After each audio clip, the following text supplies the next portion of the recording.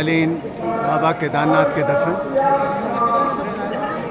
और ये देखिए पीछे हिमालय की चोटियाँ और कैलाशगिरी पर्वत यही है।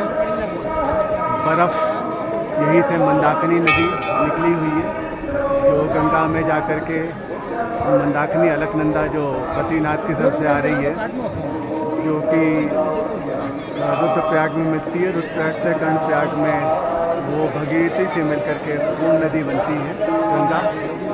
ये जो आप देखिए कितनी अद्भुत छटा पहाड़ों की,